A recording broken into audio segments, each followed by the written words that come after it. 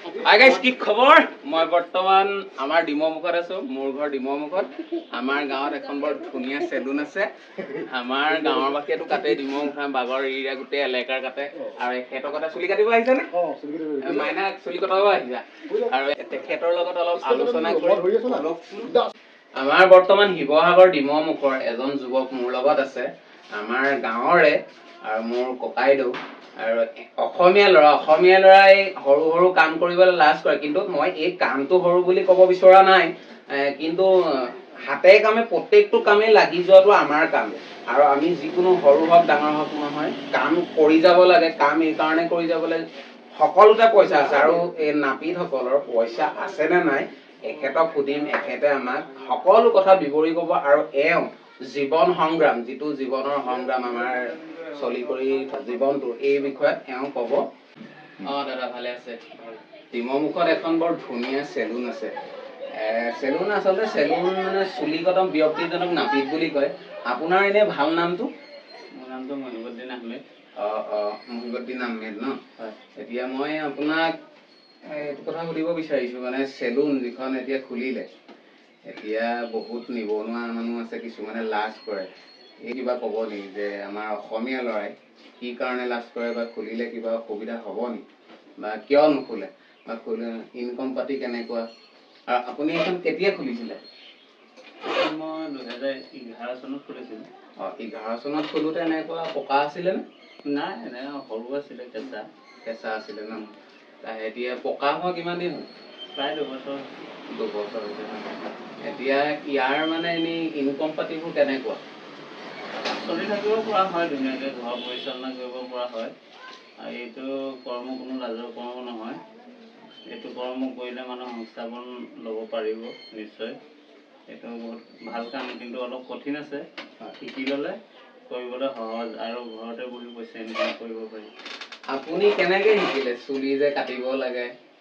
সেইটো মই সৰুকালতে ঘৰুৱা শিকা এটা অভ্যাস আছিল। ক্লাছ 5 মানত পঢ়িবৰ পৰা মই এইটো সৰু সৰু ল'ৰাবিলাকক কাটি মই এটা প্ৰশিক্ষণ নিচিনা হৈ আছিল। তেতিয়া কিন্তু ইমান ফিনিচিং নাছিল। এতিয়া কৰোঁতে কৰোঁতে মোৰ মানে যথেষ্ট ফিনিচিঙত আহিলে। এতিয়া মই ভাবোঁ বিশেষ বেয়া নহয় আৰু কৰি। আপুনি যেতিয়া 12 বছৰ আগত চুলি কাটিছিলে, প্ৰথম আৰম্ভ কৰিছিলে, কিবা ঘাত প্ৰতিঘাত আহিছিলে নি আপোনাৰ মাজত? ঘাত প্ৰতিঘাতটো বহুত আছে। ঘাত প্ৰতিঘাত মানুহে সেই সময়ত কোনোবাই ইপিকিং কৰে, কোনোবাই কয় যে ভাল নাই, এনেকৈ চলিব নোৱাৰে মানুহ, এনেকুৱা ধৰণৰ বিভিন্ন ধৰণৰ মানুহৰ কথা। কিন্তু আজি তেনেকুৱা নহয়, আজি বহুত উন্নত। এই কোনোবা এজন ব্যক্তিয়ে বা চুলি কাটিব কাৰোবাৰ আগ্ৰহ আছে বা দাড়ি কাটিছে, তেখেতে চেলুন এখন খুলি পৰিয়াল চলাব পৰা বুলি আপোনাৰ বিশ্বাস আছেনে? আছে। মানে 100% পৰা যাব? পাৰিব। তাৰপিছত এতিয়া আপুনি অকলে নে আৰু আপোনাৰ লগত কোনোবা আছে? মোৰ লগত আছে আৰু এজন সহকৰ্মী আছে। আমি দুজনে কৰোঁ। এতিয়া আপুনি অকলে কিমান দিন কৰিছিলে? প্ৰায় 10 বছৰ মই অকলে কৰিছোঁ। 10 বছৰমান হ'ল অকলে। তাৰপিছত আপোনাৰ মানে কাষ্টমাৰ বেছি অহাৰ কাৰণে লগত এজন আৰক্ষী লোৱা হৈছে। এতিয়া আমাৰতো এইখন ডিমমুখত চেলুন বৰ্তমান এখনেই আছে। এতিয়া কোন কোন জেগাৰ পৰা আহে ইয়াত আপোনাৰ চুলি কাটিবলৈ? মোৰ ইয়াততো 2-1 ব্যক্তি, সকলো নহয়। শিৱসাগৰ টাউনৰ পৰা নিলগত ধৰি লওক চেৰকাপাৰ পৰা আহে। এইফালে আখৈপটীয়া, চৰগুৱা আৰু বিভিন্ন আমাৰ ধৰি লওক আশে পাশে মিচিংগাঁও, ডিমমুখ, জোলাটোপ, দয়াপাৰ আৰু বাগল, এনেকৈ ধৰণৰ বিভিন্ন জেগাৰ পৰা ধৰি লওক মানুহ আহে। যথেষ্টখিনি মানুহ আহে। ডিমমুখ উঠাই বাগৰ এৰিয়া, আমাৰ যিটো এইটো এটা ঘৰুৱা এলেকা, গোটেই এলেকাটো আমাৰ নিজৰে। গোটেই এলেকা আহে মানে। সেই এলেকাটো অহাৰ উপৰিও আৰু দূৰৰ পৰাও আহে, টাউনৰ পৰাও আহে 2-1 ল'ৰা, যিসকলে ভাল পায়। এতিয়া আপুনি মানে দাড়ি ষ্ট্ৰেট কৰাও সঁজুলি আনিছে? সকলো আছে। আৰু চুলি ষ্ট্ৰেট কৰে জানো? চুলি দাড়ি সকলো ষ্ট্ৰেট কৰা আছে, স্পা আছে, সকলো আছে। ফেচিয়েল যিমানখিনি চেলুনত পায় মানে, ধৰি লওক এখন লৰিয়েলত যিবোৰ যেনেকুৱা ধৰণৰ কাম কৰা হয়, আমি চেলুনতো কৰোঁ সেই একেবোৰে। এতিয়া কাৰোবাৰ ধৰি লওক ল'ৰাই কোনোবা ছোৱালী আনিব বিয়াত, বা ছোৱালী উলিয়াই দিব, বা ছোৱালী বিয়া হ'ব, তেনেকুৱাত আপোনাক মাতিলে যায় নি আপুনি? যাওঁ। এনেই কাম আগত কৰিছে নি? কৰিছোঁ। মানে প্ৰাইচবোৰ কেনেকৈ হ'ব? চবৰটো বেলেগ বেলেগ হ'ব। কাম লৈ আছে। কাম লৈ 3,000, 4,000, 5,000। আমাৰ গাঁৱৰ এলেকাৰ কাৰণে অলপ কমাই লোৱা হয়। টাউনততো বেছি হয়।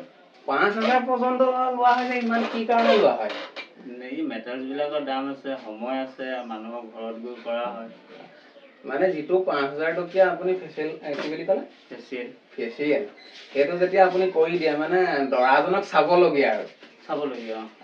আপুনি অকলে কৰে না আৰু লগত কোনোবা থাকে? নাই, মই অকলে কৰে ন। আৰু এনে দাড়ি বৰ্তমান এতিয়া কিমান লৈ আছে?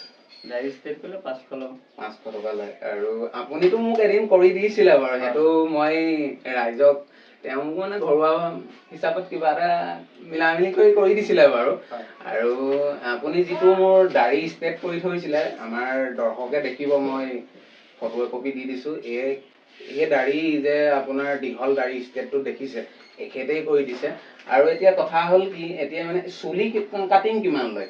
চুলি একেবাৰে জেনেৰেল নৰ্মেল কাটিং হ'লে 50 টকা, আৰু ডিজাইন বাঢ়ি গ'লে পইচা বাঢ়ি গৈ থাকে। এনে 100 ৰুপিছো আছে নি? 80 টকা, 100 টকা, 150 টকা।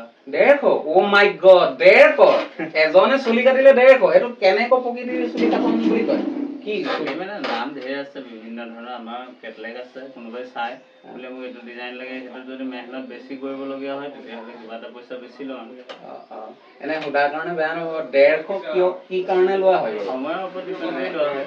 এতিয়া দৰ্শকসকলে চাই আছে যে এজন নাপিতে যদি চুলি কাটে 150 লয়, কি কাৰণে লয়? তেওঁলোকেতো জানিব বিচাৰিব। 150 লোৱাৰ নিশ্চয় কিবা এটা কাৰণ থাকিব, নহয় জানো? সময়ৰ ওপৰত নিৰ্ভৰ কৰি লোৱা হয়, আৰু বহুত মেহনতি কৰা হয়, তাৰ বিনিময়ত লোৱা হয় পইচাটো।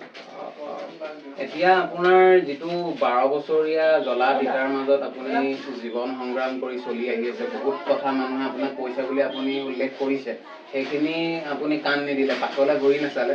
আৰু কোনোবাই এতিয়া ধৰি লওক কাৰোবাৰ ইচ্ছা খুলিবলৈ, যদি কোনোবাই খোলে, মানে আপোনাৰ মতে তেওঁ ঘৰখন চলিব পাৰিব?